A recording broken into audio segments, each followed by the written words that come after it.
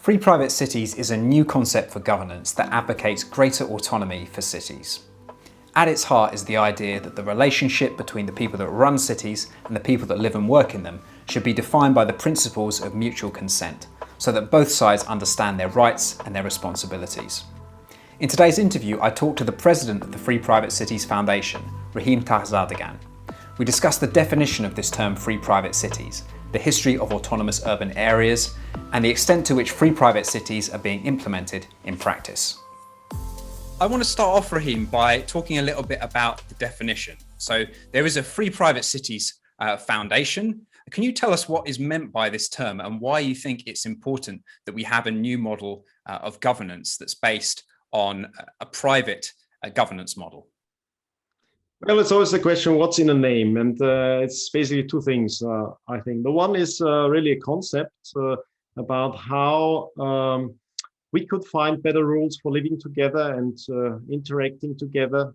And on the other hand, it's a more loosely defined thing in the sense of bringing competition, innovation, and diversity to the whole area of living together and collaborating with other people.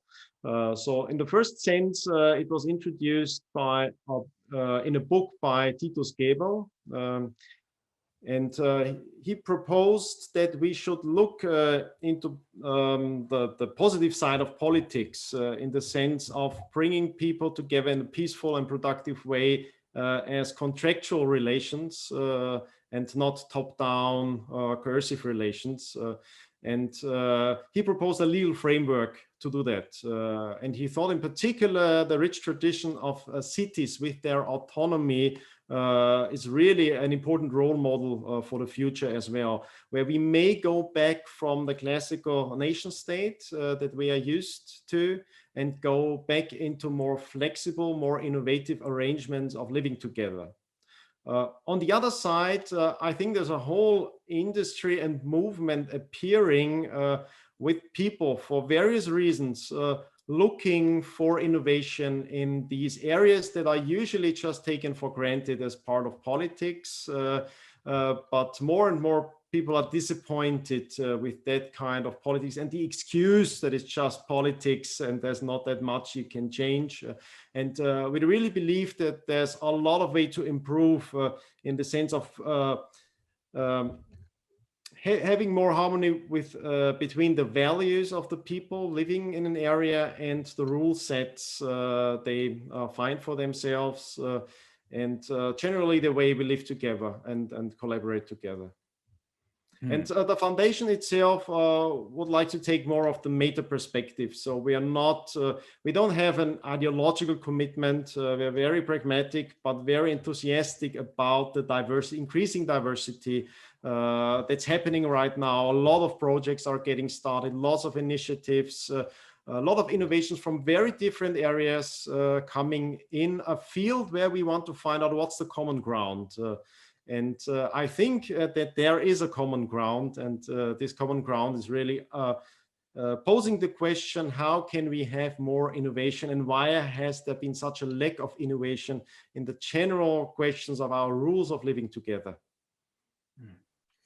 So I've spent some time reading Titus's book, and it's a fascinating read.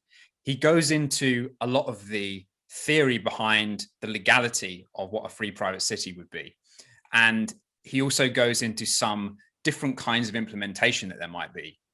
And as you've mentioned there, it's not so much about proposing a specific model for cities and saying this set of rules governing social relations within the city, governing legal frameworks in the city is the right set. It's more saying what kind of meta system do we need to have in place so that people can try different rules in different places and find out what works for one group and what works for another group.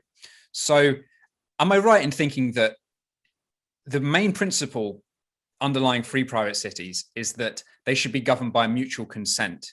But beyond that, the specifics of the individual implementation will be down to the city operators and the people that choose to be part of those cities? Yeah. It's a bit more complicated because they're actually, I think, two focal points, and they seem to be like polar opposites. And so I try to explain that. So on the one hand, we have a focal point of almost universal longing of people for community, for a sense of belonging, of finding arrangements and people that are more like them, share values, and generally get rid of this kind of frustration where you feel like you are forced to obey what's happening, and you'll never change what surrounds you. You're like a victim of a system. Yeah. And I think it's a very universal longing. But on the other hand, there's something that seems like a polar opposite, and that's the innovation of cities. And cities are spontaneous orders. They are not plans of communities. And the major difference to a community is that you don't need to have shared goals to collaborate and live together with other people in a city. And cities are miracles. Of course, they have a downside because you live mostly with foreigners, you're surrounded by foreigners, and there are issues. There are issues of conflict. There are all kinds of political problems that appear on this stage, but the upside is immense because it gets leverage. People living together in a dense fashion. And I mean, traditionally, that's been the case, that you have so many potential collaborators and people to exchange ideas with and exchange your talent and exchange your capital. So all those concepts of division of labor, division of capital, division of knowledge, that in particular the Austrian School of Economics has focused on so much, you find mainly in the development of cities. But of course, cities have a downside. So it seems like a polar opposite, and I think it's a spectrum. And we can't know for now what the future will look like for cities or communities. What I'm absolutely certain about is that we'll see a lot of innovation. It will be driven by, on the one side, the longing for community and belonging, but on the other side, the immense potential if you get the city aspect right. And in this spectrum, you have very diverse things. So on the community side, is more mutual homogeneity of values and really mutual consent for almost everything, which you don't necessarily have to ask because people are so alike. But you could have even like socialist style communities. Even, I mean, mutualism was like a synonym for a brand of socialism in the past. And I think there's a lot to learn from those projects. From, I think, even at the basis of socialism, of course, there's a lot of longing for community and a lot of great and bright people who had pioneering concepts of living together. Most of those fail, but some work out really well for some time. And I think there's a lot more room for that kind of experimentations.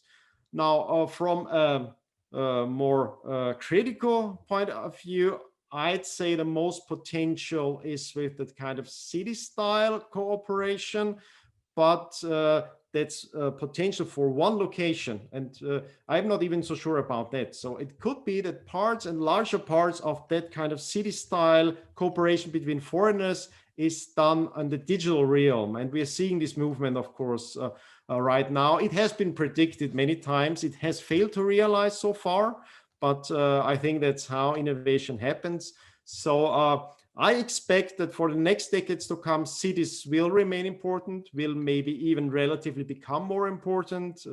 So in the sense of valuation and economic importance, I put my bet on cities, not communities, but the room for innovation and diversity is much broader on the communities front. So that's why we are very enthusiastic about all kinds of people getting together and trying to figure out what's a good way to live together and really have this accordance between the values and the style of living together. So I think on even polar opposites of the ideological spectrum, we'll find common ground. And I think that's absolutely necessary for today, to find that kind of common ground between people who are frustrated for very diverse reasons with their political arrangements. And the main idea is that you don't need to convince everyone about the right set to go about it, that we should really bring about the learnings we have from markets in general, but not in the very narrow sense, just in the sense of people going to where they are treated better, seeking the products that they prefer, and that kind of innovation, which is not one company knowing it for everyone, but various companies trying to innovate, even if they have totally opposing concepts and products, which one group of customers would think are even evil or terrible, and can have a hard time understanding who would choose that, but they still survive. And you don't need that many customers. And in particular nowadays, you can have a lot of leverage, even if you just go for your group of fans and true fans. So I think it has become much easier to create something new. You don't have to wait to convince everyone. You just, I think we need more pioneers. And that's the focus of the Free Private Cities Foundation, to somehow pass on the passion for becoming pioneers and not waiting out until you've convinced everyone to go along, and then you'll go along as well. So you mentioned there the idea of customers, and I guess the key part that's common to free private cities is that there is this city operator, and there are people that voluntarily choose to consent to whatever rules are put in place by the city operator. And as you say, those rules... I would disagree. I think for this concept, yes. And I think it's the concept that's most likely to succeed. I cannot be sure, and Titus Gabel can't be sure. I think he has some very good arguments, and I'm convinced it's the best way to have the leverage for the kind of foreigners interacting and really creating new cities. There, I think it's best to have clear incentives. There, I think it's best to have contractual arrangements, because you don't trust foreigners the same way you trust members of your commune. But I understand that lots of people have totally different associations with the term market and customer. Because of course, for many people nowadays, it's like they are the tiny consumer faced with big mega corporations, and it's this kind of passive understanding of yourself, even feeling like a victim of the big giant market. That's not what the market is like. But on the same hand, I have to concede that we have very distorted markets at the moment. So a lot of what you perceive as being a market and you perceive as being a customer is you not actually being a customer. It's actually very distorted forms of monetization, which are only possible to the distort, or to the extent possible and dominant to the distortion of the financial system. Of course, you can blame it all on the financial system, but as an Austrian economist, I see a lot of distortion there. And so I think even for people who want to find freedom from markets, if for them it's a kind of short-term commercialization of living together, I think this general idea, this common ground of trying to innovate in that area is the best possible answer. Now, from the economic point of view, if you ask me what kind of projects will have most leverage, will really scale up and cover that field, what we associate with a city, I'd say yes, you need right incentives. You'd even have a profit motive, even if that's hard to grasp for most people, because the problem is that most people are not entrepreneurs and most people are not investors. And of course, part of the distortion that so few people understand themselves as investors and understand how the profit motives really work. It's not something that's forcing you or pushing you. It's a constraint to keep you disciplined. It's a constraint to have right incentives within structures and avoid all that kind of irrational politicization and who gets to do what and who has to go along with what, which is frustrating people. So I think it's, so you have to distinguish those things. There's one concept, it's a proposition, take it or leave it. If you don't believe in it, don't invest in it, don't go there. No one is going to force you to do that. No one is going to force you to live under a certain arrangement where you have an operator. I think most people have arrangements like that because either they are tenants or they have this kind of joint property on a story in a building, in a multi-party building and stuff like that. So they have various layers of those kind of relations and are not even aware of that. So I think bringing more transparency to that kind of contractual relations, having the right incentives is already a very long way, or a very long part of the way to go. That's really interesting. So it's not so much about this kind of customer relationship with a city operator. It's more about voluntary consent on a more basic level. Mm-hmm. So I think one question a lot of people might ask, Rahim, is how does this differ from states that exist today? There aren't many states at the moment, other than perhaps North Korea, where you can't leave the country. You can always choose to go overseas, and if a country is willing to accept you, you can live there, and you can, by living there, consent to the rules of governance. If it's a country like the UK, you move here and you consent to pay a certain amount of income tax, and you agree to a certain number of rules for how you conduct yourself in public. So what is it that at bottom differentiates the free private city model from the state model? If really you kind of vote with your feet in both circumstances, you consent by actually traveling to the city and agreeing by being present there to obey the rules. Now, specifically, I'm not sure that for everyone, it'll be a better choice to go leave their location within a traditional state and become a citizen in a free private city. I can't be sure about that because there are lots of trade-offs and there's a lot of cultural capital in traditional states. But what is a state? I mean, it's so many concepts and they are so mixed together. And you're right, most people tend to have a choice, not everyone. And I think we overestimate how easy it may be because we are maybe privileged living in Europe. At the moment, not, but generally I feel quite free to travel and go everywhere I like to. I have a good nationality by chance. I was born with a much worse nationality. I got a much better nationality by growing up in Austria. It gives me free entry to many places, but of course, in a sense, it's limited. I can't immediately go or resettle somewhere. So those are complicated processes. And for most people living on the planet, they are much less privileged position than I am.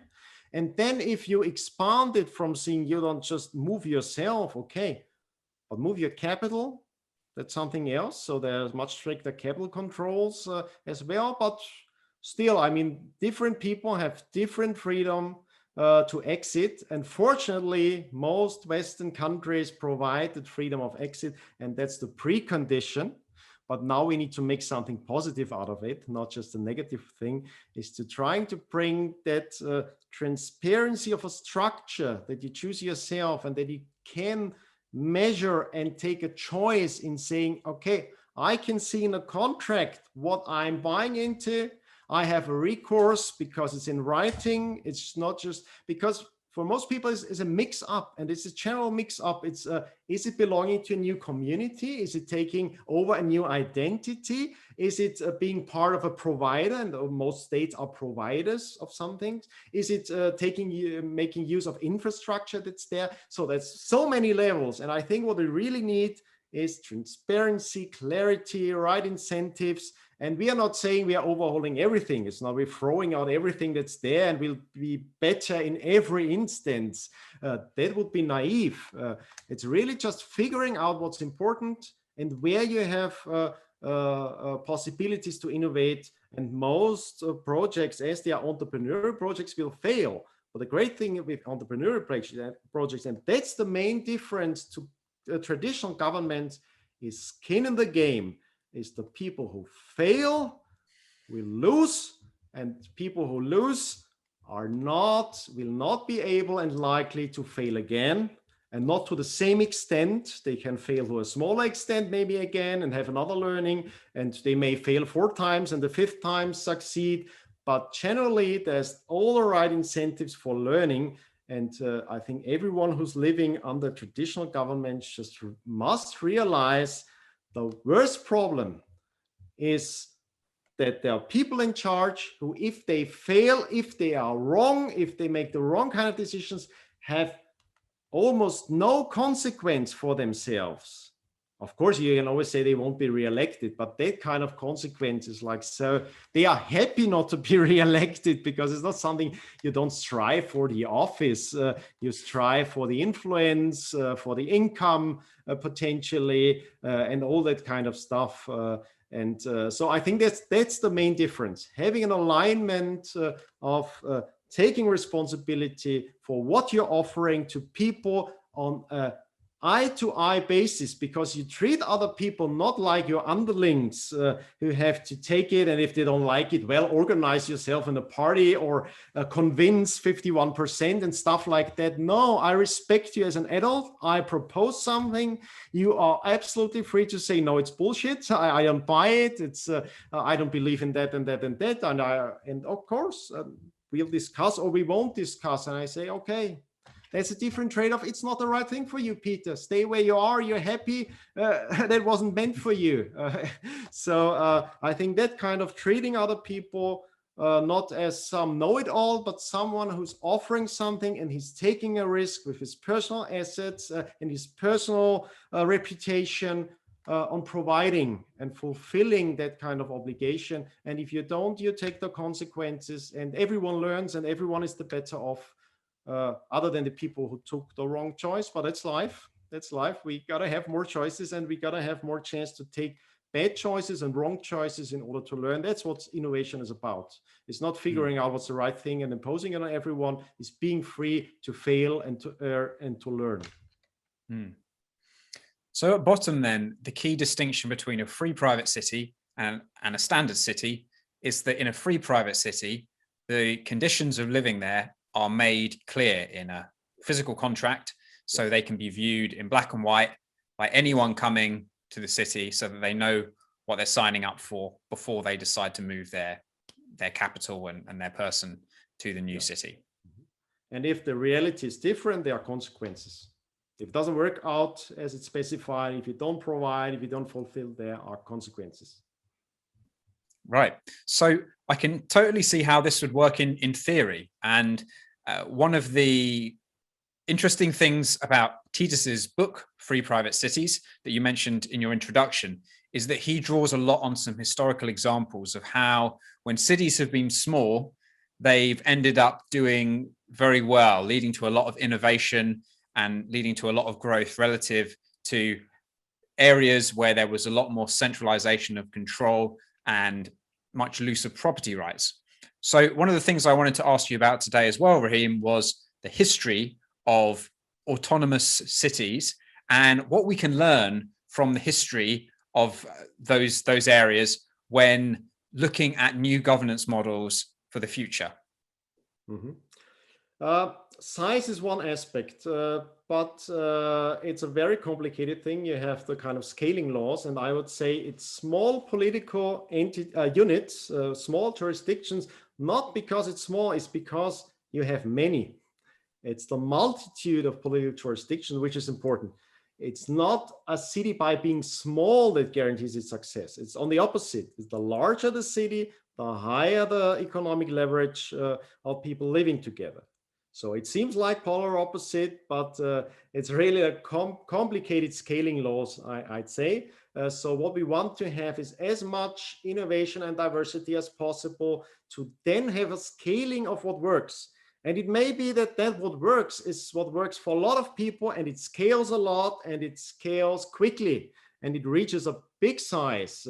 And of course, that's what we associate with a city or with successful cities, that you reach in a fairly short amount of time, huge numbers of people and huge value creation. So it's really economically, that's interesting. And that's where, of course, the profit model is interesting if it works out like that. And we have historical examples, a lot of them, and even the most recent ones are obvious, where some locations extremely poor and with really not much value there within decades, within a generation, just by having the right framework and the right combination of people willing to collaborate with each other and eager to improve their lot, and finding the right framework and the right location creates so much value that within a generation you go from absolute poverty to be one of the richest places on the planet.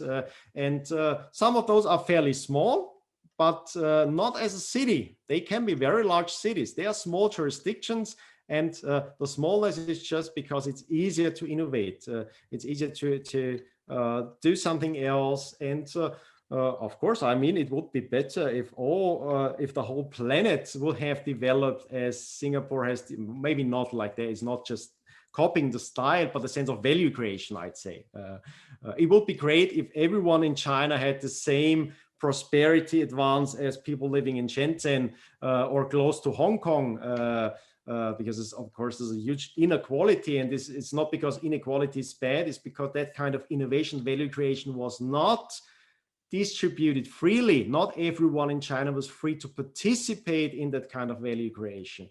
So it's not great that those things are small. It would be much better if all parts of China would look more like Shenzhen, or have freedom like Shenzhen, and have freedom like Hong Kong used to have, and still have in the economic realm. But I'm really not happy about that kind of making Hong Kong more Chinese in the current sense. So I think that's a loss of diversity. But of course, every bad change may affect some positive results as well. So in general, I'm very confident and optimistic that we'll see more diversity because also the planet is becoming geopolitically more diverse.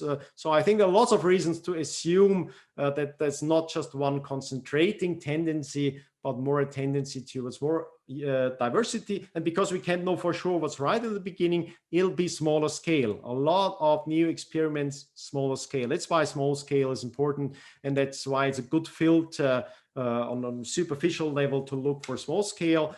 And now there's the crucial difference. In European history, we had so many small autonomous jurisdictions, and that's unique. That's really unique about this geographic area. And I think that's one of the main reasons. There's nothing deterministic in human history, but it's one of the main reasons we had that kind of innovation explosion, which has been passed on, fortunately, to the rest of the planet. And we are so much better off as mankind due to that process of innovation, tinkering with rules as well, and not just with gadgets. And the tinkering with rules led to freedom to tinker with gadgets and get results and build something and build something anew, what everyone thought would be foolish. And it's that kind of innovation that we really need and are longing for. And it's the kind of innovation that's probably rather found in cities or there's large scale collaboration than in communities. But still we'll need communities for the universal longing of human beings for community and the sense of community. And if they can't get it fulfilled, they have all these kind of crazy political projects where you want to create world communities or nationalist communities, which don't have the right scaling. So it won't never work like that. And leads to a lot. I mean, the main reason for I'd say geopolitical conflicts and the kind of being unable to collaborate with someone because he's of a different identity and just different values than you do. Yeah, so that's an important point, isn't it? It's not about having small communities that isolate themselves from the rest of the world. Yeah. It's about having a diversity of approaches to governance, and then allowing those different entities that have these different approaches to work with each other, to trade, and then for people to find out which kinds of system work best. And it may not be that there's one type of system that prevails. It may be that a certain kind prevails for a certain group of people or a certain geography, and another prevails elsewhere. So you mentioned cities working together. In the Free Private Cities literature, I read a lot of interesting historical case studies about, for example, the Hanseatic League in the late Middle Ages in northern Germany, and also the Italian city-states, and how those states had their own systems, but were very much working in partnership, and that ended up leading to a lot of prosperity for their citizens. So do you think that there's something we can learn from those historical examples today, even though they date back many hundreds of years into the future? Definitely, they show us that diversity does not mean conflict necessarily. If you have those kind of small scale jurisdictions, because you have diversity jurisdictions, usually does not lead to shutting yourself off from other countries. And we still see that nowadays in Europe. The smallest countries are the most open countries in Europe. Like tiny Liechtenstein, tiny small Switzerland. Switzerland has most immigrants, I think, from the countries, but they pick their immigrants, so it's more of a kind of economically beneficial immigration, but still very open, integrated into world trade, and not just shutting the borders. So you don't see any border between Austria, Liechtenstein, and Switzerland unless there's a pandemic and those kind of interventions going on. So it's really a peculiar situation right now. But other than that, those small countries tend to be open because they have to be open to survive. And if you want to go for a close community, you really need to know what you're getting yourself into and what the trade-off is. For some people, that's the right decision to take. And for some people, even living an autarky on an individual or family style level, okay, go for it. If you think that's the most in accordance with your values, I think most people haven't really tried it out and haven't understood the kind of benefits they get from collaboration and from a market and the modern globalized market. But if you're willing to bear the costs, go ahead for that. Just from the tendency, expectation, what history teaches us, we won't see 1,000 jurisdictions shut up from each other. If we have more diversity, we'll have more collaboration, less borders closed down, less restrictions on trade and movement of people for economic reasons, plain economic reasons. So every kind of protectionism usually comes from the larger areas, the larger jurisdictions, the larger jurisdictions. I think that's a great point, because when people think about the idea of something being private, they tend to associate that with, I don't know, like a private road that we might have in our country. And that's an area that is closed off, that the vast majority of people can't go to. Whereas in reality, the idea of free private cities just means that there are strong property rights and there are defined terms for living and working within the jurisdiction. But that doesn't mean that people can't go there and that there isn't an incentive for all of these places to be open. In fact, I think you can argue that most free trade zones around the world, I used to work in China, I went and visited a lot of special economic zones. Their key issue is attracting people. They want more businesses and more people to come and live within their jurisdiction, because that's good for them. It creates agglomeration benefits for the businesses that work there. It generates revenue for them.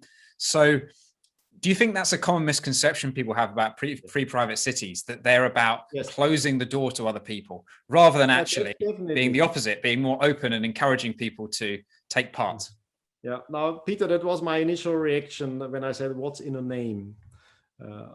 City is an association. Free is an association, is a notion, and private is a notion. Different people have different associations with those terms.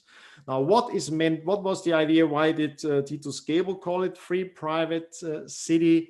It's because he personally thinks that there's the most interesting part of those kind of innovations that will happen. It's more the city scale and the freedom, which means you have different rules. And now I try to explain what is meant by private. And that can only be understood if you look back to European city history, where you have, and that's really unique, citizen governments, which means everyone is private. There is no distinction between the public on the state level and the royal level and the private underling. But it's really in a sense of you have citizen-led cities, which have city autonomy as a city, because the city is represented by its citizens and the citizens represent their city. And that is meant by private. It's a more contractual arrangement. It's not always an equal arrangement, and there were all kinds of different rule sets, but generally that's unique, that you have that kind of development where you have a city autonomy, and where even the king, there's still a king, in most parts of Europe. He doesn't have this kind of total jurisdiction everywhere. He really has to move. So he moves from city to city, but he has to respect the autonomy of the city. So he goes to the city and he asks them for something. And they act as a negotiation, as a party to a negotiation. And that's what's meant by private. It's the people in private are citizens, and they're treating on more or less equal, not equal in the sense everyone's the same, but those kind of political equality where everyone is the same kind of political person. And that's what's meant by private. But of course, I totally understand that the notion of privacy and already in etymology, that the Latin word has these two meanings, is like deprive someone of something in private, but the core meaning of it was to safeguard something from plunderers, from people who, because they are the bullies, because they have the violence, and they don't treat you as if you're their equal. They treat you as if you're an animal because you're the weakling, and they have the force, and they show up, and you can't retain what you've built. You can't have the safe haven, which was a hurt for the place of your family, of your ancestors, where you bury your ancestors, has a religious link usually in tradition, and that's what you want to safeguard. That's the privacy you want to safeguard. And in medieval Europe, we had a lot of rules that paid respect to that, where you have to respect a man's privacy in his home, because he, in that sense, he's equal to you. He has the right to his family, to his home, and you shall not invade this kind of privacy. That's meant by it. It's not by depriving someone else. It's by not depriving people, because you respect them as equals. And that's what meant by the term. But no name is perfect. No word is perfect. You always have to define your terms. And there's a trade-off. And I think it's the right trade-off. I think there's much more upside in talking about cities, privacy, and freedom. But it's not like 100% certainty that everyone must live in a city with private contracts and so on. No, go ahead if you want to live a public life where you share everything, where you share your wife and you share your kids. Go ahead for it. I would just worry for the kids, but then who am I? I'm a father. I can talk to you from father to father. I can try to convince you to protect your children based on my experience. Doesn't give me the right to take away your children because I think they should attend a private college and not live in a public commune. No, I can't do it. I don't have the power to, and I shouldn't have the power to. I should treat you as an adult and respect you, and respect that you take different choices for your life. And that's what's meant by private. Yeah. Yeah, it's really important to clarify that, because as you say, I think all of these words, free, private, city, they all have associations, and they can all be used in different ways. So perhaps as a follow-on to that then, thinking about what the theoretical foundations are of this term, free, private cities, perhaps we can now talk a bit more about the practical implementations of it. So I understand that you work with some existing trade zones and existing cities around the world. And some of them, there is a sort of, they've been influenced by the Free Private Cities organization. Some of them have implemented ideas that are similar, but they have done that independently. So can you give us a few examples of what's happening around the world in terms of making this idea of free private cities a reality, just to give people an idea of what you would classify as being the latest practical implementation related to this concept? We've had special economic zones for a long time now, and we have many thousands on the planet, and most are underwhelming. Some are really impressive, but there was an innovation conceptually, I'd say, and the most impact was by the charter city idea by Paul Romer, who's a brilliant academic economist. And his idea was that, I think he correctly focused on the question, what's the right framework for development? And he understood it's not just a special economic zone, because most tend to be boring industrial zones. And of course, our existence is much broader. It's not just the right framework for having your warehouse somewhere. We want to have better frameworks for living together, for growing up, and so on. So he realized that a lot of the problem in development, which we try to fix with development aid, is really like putting money into bad structures instead of really figuring out how to improve. And he thought one possible way to improve is if you have, for example, a rich Western country spending money elsewhere. And of course, there's always some kind of problem. You could see it as a kind of neo-colonialism, but let's put it aside. Let's really say it's really honest endeavor by people who are privileged to help other people and their political representatives acting this way. And he thought, yeah, let's be more transparent about it. It's not the money that's the difference between Switzerland and other parts of the planet. It's the framework. It's the rules, it's the cultural capital. So how about developed countries taking more skin in the game as being guarantors of the right rules? So that's the Charter City idea. You have more or less foreign countries, because you say they're there anyway, they want to help. Now there may not always be really a goal and motivation to help, but let's just accept that.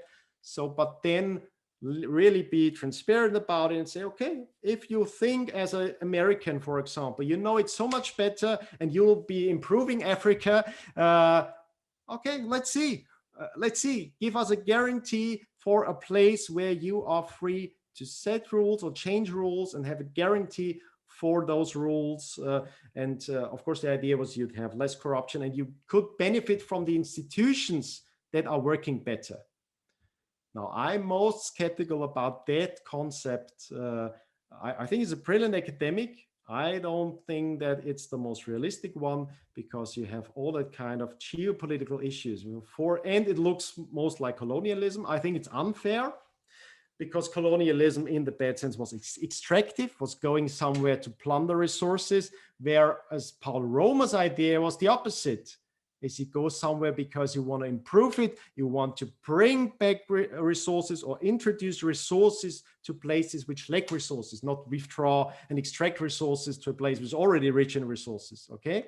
But still, I see there are issues. There are plenty of issues. That's why I'm very skeptical in the practical sense that that's the way to go.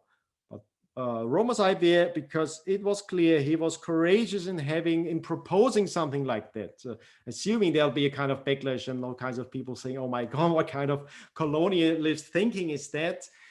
And that's what got the process in Honduras going. So there was really like a legal process starting. Then, of course, you see the practical challenges happening there. That it's about politics. Of course, if Honduras was a very transparent, very well-working place where you can be very rational about what you want to achieve and get there immediately, there wouldn't be the need for a charter city. So in order to get there, and what frustrated Roma, I think, was, of course, it's not that transparent. It takes a lot of time. It looks very frustrating at times, and you're not so sure what kind of political interests are playing their games. Of course, that's politics. So it was underwhelming, and he more or less retired from the idea, and it seemed like a failed project. But interestingly, the law got passed, not in a very transparent manner. I'd say it's not a perfect place, but there's a law now that provides not for the charter idea having a foreign country guaranteeing, but having the legal framework of having kind of sandboxes, legal sandboxes within Honduras, where you're free in civil law to bring in hopefully less corrupt judges from Great Britain, for example, bring in legal codes, common law or civil law that seem to work at other places, and try to experiment. And that was the main idea and the goal, to experiment with better rules and see if they can find better rules. If they, by having better rules, they can, and the transparency about the rules, they can really have that kind of development which Honduras is lacking. And how do you get the development? Of course, by convincing investors that you provide the stability. It's not by providing lower taxes. That's, I think, overrated. Of course, taxes are important, but that's not the main issues of Honduras. Few people are paying the taxes in full in countries like that. It's the stability, it's the transparency, it's to make sure if there's a conflict, there's someone you can see that it's his profession, he'll be a neutral arbiter, and it makes sense and you trust it. It's not you always know, oh, I got to now bribe someone and I bribe that person, I need to bribe the other person, and still I don't have the legality that I was looking for, because every day someone else could come and bribe me. So that's why it went ahead. And then, of course, still there's all this kind of opposition to it, and the fear, which I totally understand, giving the concept of charter cities, that it's a colonialist ploy. In particular, Honduras, you have, of course, the big history with the banana republics and US interventionism, because it's so close to home. We know that the US is not a perfect location. It has its interests, its geopolitical interests. I mean, what do you expect? And let's not be naive about politics. That's the whole point of the movement and the industry. Let's not be naive about it. Let's just be transparent about it. Let's figure out something. Let's figure out where we can improve and how we can improve, instead of just saying, oh, that's the way it is. You never change it. If you don't like it, you have to leave Honduras and forget about it. No, there's huge potential in the country. Wonderful people living there, hardworking people living there. Why do they have to move illegally to the US? Why can't they have that kind of development at home? Why do they have to leave their families, their communities? That doesn't make sense. So let's improve that. Let's think about that. Let's figure out, if we fail, we fail, but let's figure out something better. And that's what it's all about, I think. And that's where we go from the charter city idea to a broader free private cities idea. I'd say you can still call it the charter city. It's a name. That's not that important thing. Yeah, that's not the important thing. It's about the concept, and I think it was a better concept to not necessarily have another power or geopolitical power guaranteeing something, but really hoping that if you have the right incentives and the right legal software, so to speak, and this kind of legal assurances that you have by the law, that a Honduran law, that you have enough leeway to experiment there. And that's more or less where Titus then got involved. And after like 10 years of frustrating experiences, most people changed, most people left, gave up on Honduras. But the law somehow got through. It survived. I don't know why, not always the best means, but somehow the government in power stayed in power. I'm not there to judge. I'm pretty sure it's not the way I would like it to be. So there's sure lots of improvement there, but there's the law. We can work with that. We can try out something. We can propose something. And there are now various, say that they are called the special, not economic zones, special administrative zones, you can call them, or prosperity zones. It's another term. I mean, it's all names, right? It's really about figuring out if you can find better rules and cope with the high level of corruption, high level of violent crime there, just by having better rules and better incentives for the people there. And let's figure it out, and most will fail. So that's where we are with the private city concept. But already in Honduras, the diversity is amazing. I'm so amazed that like the two most prominent zones, and they're various, they seem like polar opposite. It's the prosperous zone on Roatan, and it's the Morazan zone on the mainland, which I would now, there are other zones, they are the most prominent, most important ones. And they are so different that almost every point of criticism you can make for Prospera does not apply for Morazan. And every point of criticism you may have for Morazan does not apply for Prospera. And now that makes, I think that's great. That already shows the potential of that. I'm very fond of the Morazan project because it's the least thing that you'd expect by the people criticizing it, which is like always, oh, the rich people getting there and then have their condos and stuff like that, which I I think is unfair, because that's where value is created on Roatan right now. It's rich American tourists getting there. I don't see anything bad about that. I think that's fine. But of course, you can always play the card of the privileged white people, because you don't understand economics and see them just extracting resources and so on.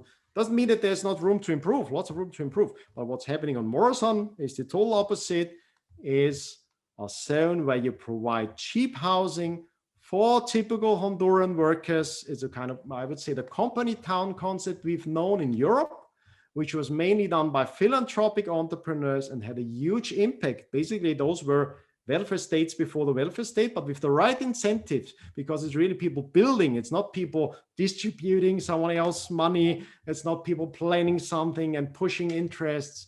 It's people building something which gives higher value to the people who need it most, and give them the stability to improve the lot, to save, to improve their situation, to keep their hard-earned money, and improve the situation for themselves and their families. And that's what I'm really fond of. I'm totally impressed. I respect a lot the entrepreneur who's there, who's taking the risk in Honduras for a long time. He's really shown how capable he is to work in those conditions, knows the people, knows the industry there, and is building, someone who's building, physically building in an impressive scale, I'd say, and with providing impressive value to the population. So I would really say, wow, amazing. Even, I mean, the concept is not perfect, and the situation in Honduras is far from perfect. It's not like the ideal free private city is, how would you, like on the board, how would you define it? It's a political progress going there. You have lots of trade-offs, a lot of compromises.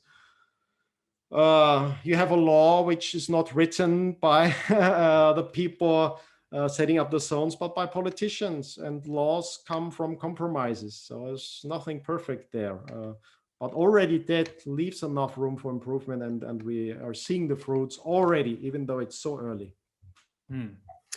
So just for viewers who are maybe not that familiar with what's been going on in Honduras, so just to summarize, what you're saying is that during the last few years, the Honduran government has changed its constitution so that it will allow an extra degree of autonomy to these special administrative zones.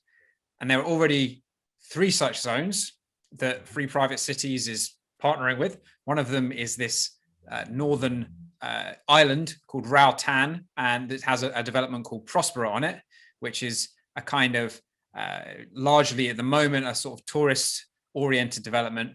And then inland, you've got Morazan, which is more of an industrial development. And both of these developments have got their own distinct characteristics, but they're both made possible by the fact that Honduras has implemented this constitutional change, which is allowing it to experiment in these different ways with different zones. Is that correct? Yes, and figure out what doesn't work. I don't know. I can tell you what will survive and what will work out. It's up to the Honduran people there to really see if that works out for them and if they want to settle there or not. No one is forced. No one is moved into this kind of zones like if there were camps. It's really a choice that you have. Now, there is a misunderstanding maybe to address, because that's maybe the biggest fault in the law. It has eminent domain.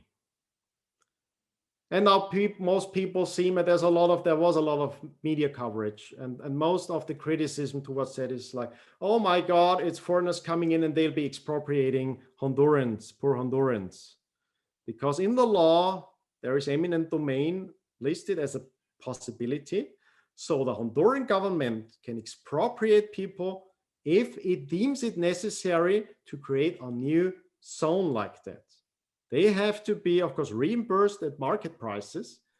That's eminent domain. I greatly dislike that.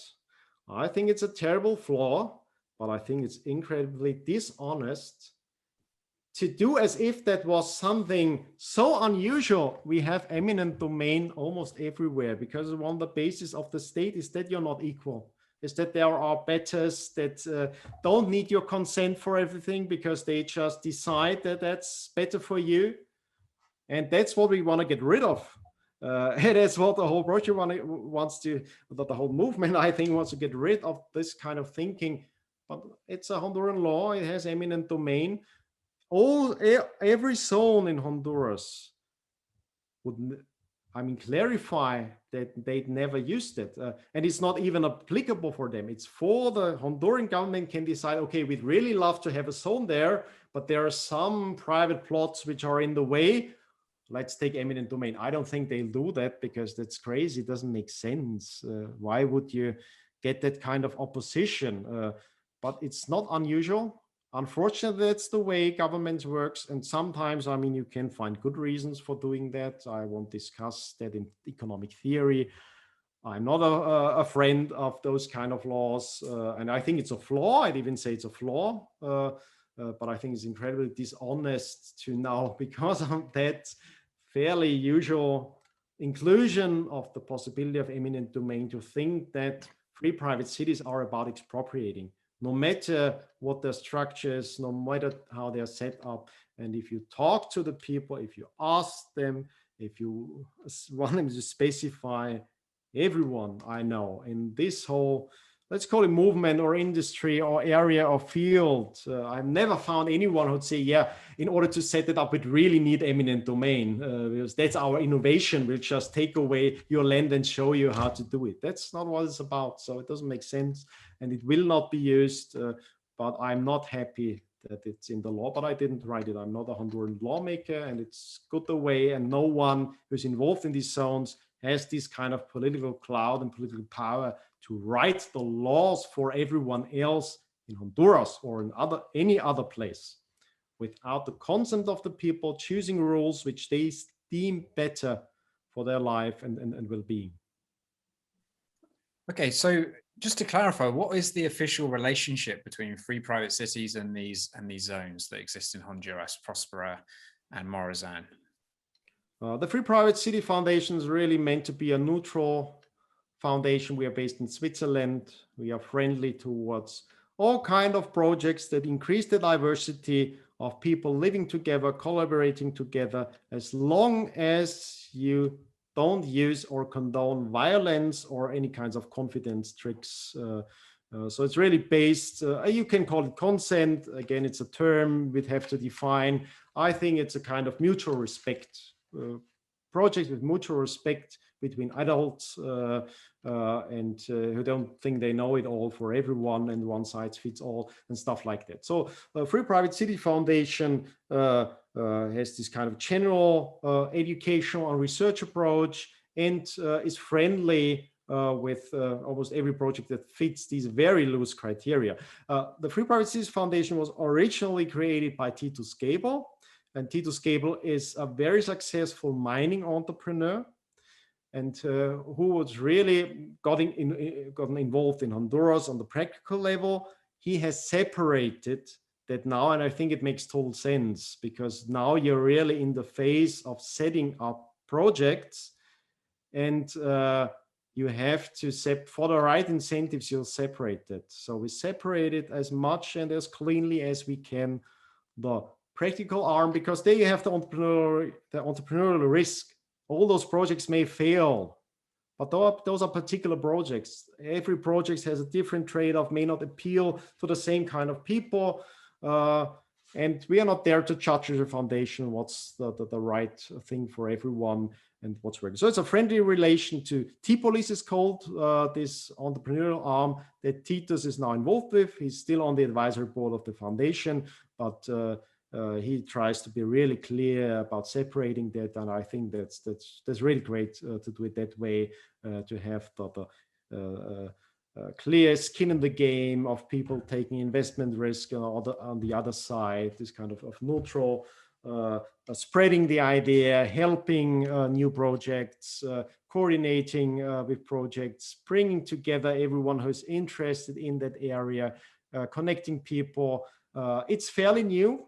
It's fairly new as a foundation, and I've just taken over as president of the foundation fairly recently. So it's still a fairly new thing, but it has the track history of Titus Gabel being involved for many years.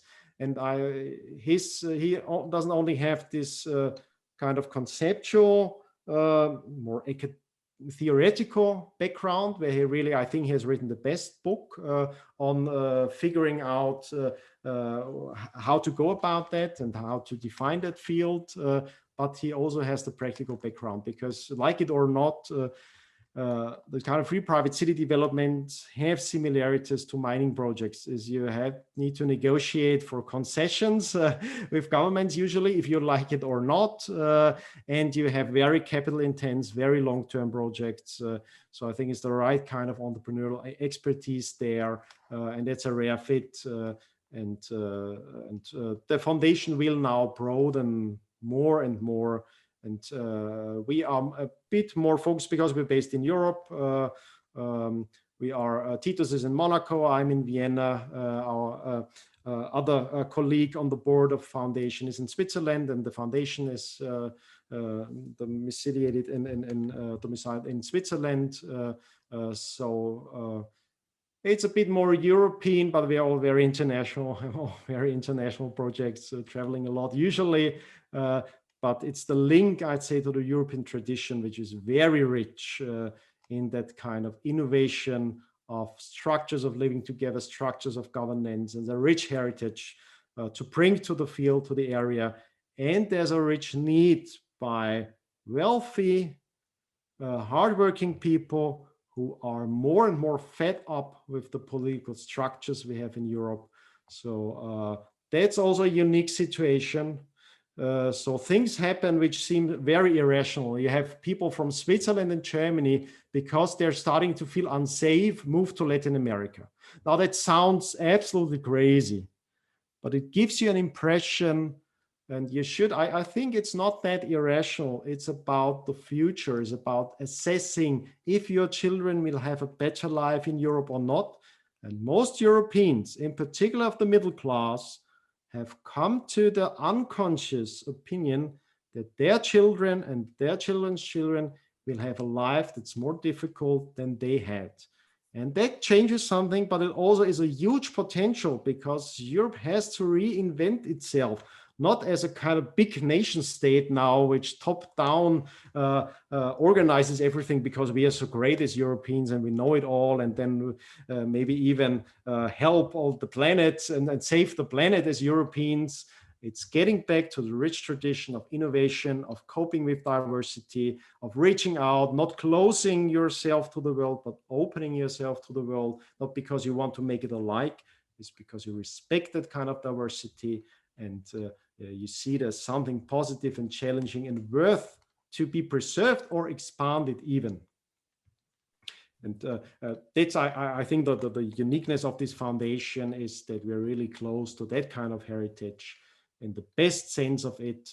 And we are all deep students of history in Europe, and we know our history, and we are proud of that heritage in the sciences and culture and innovation. It's not that we know it better, it's really the meta rules of letting people figure it out and letting people improve a lot, and maybe even find arrangements among themselves which have a level of autonomy and agency, which is the pinnacle of the human potential. Having adults which are capable of being responsible for their choices and meeting other people on a peaceful level, on a win-win, positive sum level. And that's what we are striving for. I think there's a lot to learn from the past, not by copying it, but by understanding what we can learn for the future, and take that with a more active stance toward a future which has been so much accelerated, more or less, so the last years now. So we're living in very dynamic times, and the changes that are happening and will happen will overwhelm many people. So we need to get back to learning. We need to get back to the capacity to learn. And more people in Europe, and the best people and the brightest people in Europe, realize that we have forgotten how to learn. And you can see that in all kinds of political reactions to problems, be it the pandemic, be it monetary problems, the debt problems, and so on and so on and so on. We need to learn how to learn again. Okay, well, thank you very much for that overview, Rahim. We've covered a lot of the theory of free private cities. We talked about the history and how different leagues of cities have cooperated in the past, and the fact that private doesn't mean exclusive, that private quite often means more inclusive than in situations where you have a public set of policies that everyone has to kind of compromise to reach. So a very interesting, wide-ranging discussion. My final question would be, for people that are interested in keeping up to date with developments about practical projects that are taking place around the world, or people that want to find out more about free private cities as a concept, where should they go, and how can they find out that kind of information? freeprivatecities.com is the domain. There's a newsletter. Of course, much room of improvement. We'll be hardworking in providing that kind of information you'd find useful if you're really into that field. It's a very dynamic field with lots of very interesting developments, and we are at the pulse of that, and we'll try to add what we can to the field. It's not the only initiative, not the only institute out there. We are friendly to all kinds of initiatives, but I think this foundation with its back history will provide something unique to that movement and industry, and I invite everyone to check that out. Easiest on the website, I'd say, freeprivatecities.com. Fantastic. Okay, we'll put that link down in the description below this video as well, so people can see. So Rahim, thank you very much. It's a fascinating discussion. I really enjoyed it, and I look forward to speaking to you again soon. Thank you so much, Peter. Greatly enjoyed it. See you soon.